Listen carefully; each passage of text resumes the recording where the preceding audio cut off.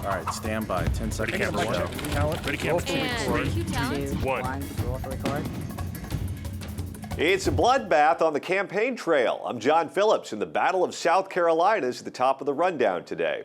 The Republican primary in that state is on Saturday, and Trump is running well ahead, which means that things are getting nasty and getting nasty fast. The last debate was an all-out brawl with almost everyone calling almost everyone else a liar. Trump savaged George W. Bush over the Iraq War and 9/11. Rubio and Cruz were bashing each other over immigration and who speaks Spanish and much, much more. Columnist and pundit Charles Krauthammer even called the debate thermonuclear war and said we went here from the WWE to the UFC. This was a cage fight of the sort that I don't think we've seen at the presidential level before.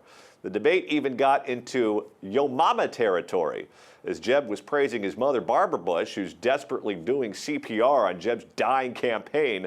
Trump quipped that she should be the one who's running.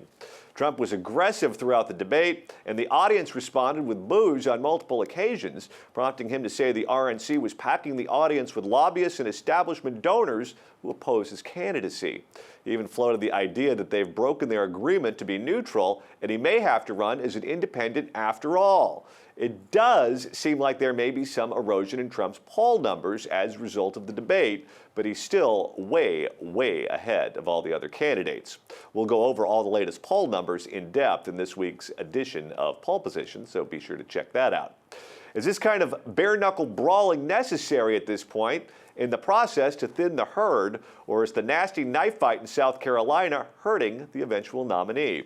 Joining me to talk about all the controversy is author and political satirist Scott Ott in Dallas, Texas, and here in Southern California, stand-up comic and PJTV contributor Stephen Cruiser.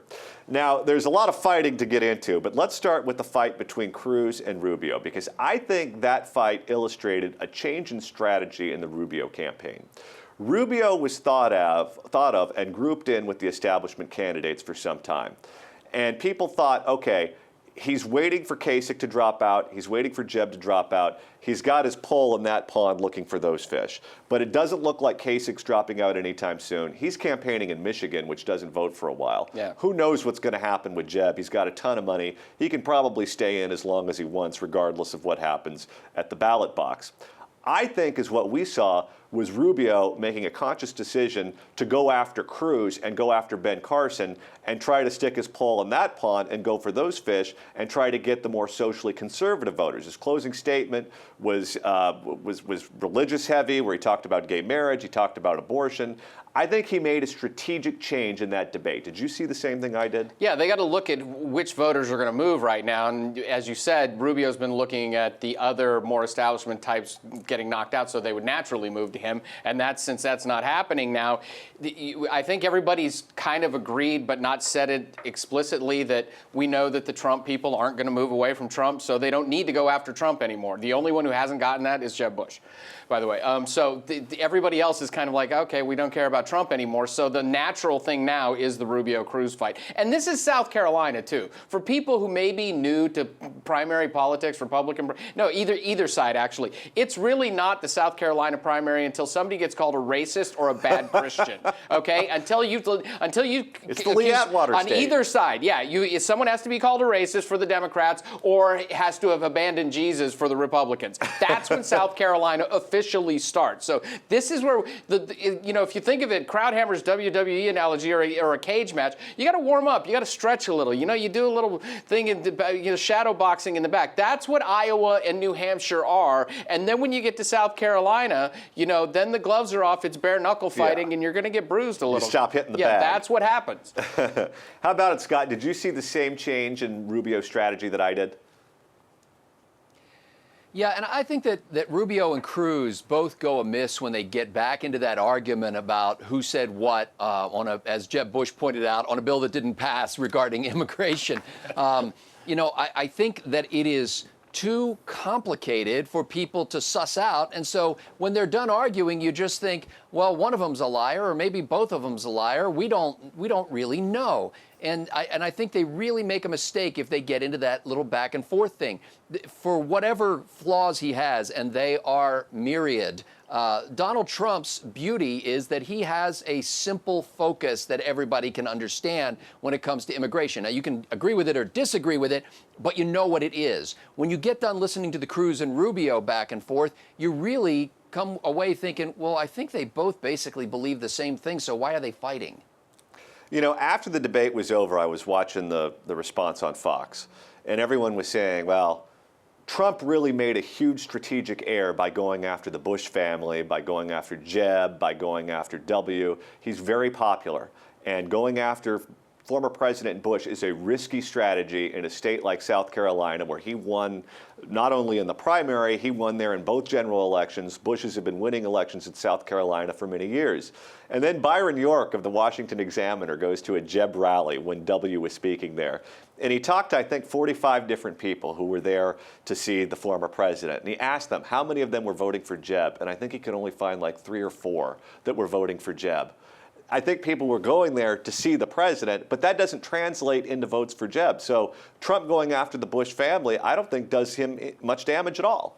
No, and I don't think that the Bush family is as fondly remembered by a lot of Republicans as many people think it is. I mean, I like George W. Bush, okay? I thought he was, there were things I liked about him, but, he wasn't very conservative. His budgets were horrendous. There were all kinds of things you could question about him. And so I don't dislike him as a human being, but it's not like there's my, it's not like I've got any Reagan-esque remembrances of him, So I think a lot of that is overestimated. And you would think that somebody at Fox News, and my condolences to you for watching post-debate analysis on any channel, because that's always awful. But someone at Fox News would understand that nothing hurts Donald Trump because his core supporters are devoted to him right now. So every time they do that, there's the one that's going to go, it doesn't. So stop. Scott, is Jeb the perfect foil for Donald? Is he the guy that whenever Donald gets into it with him, Donald is always going to end up as the alpha?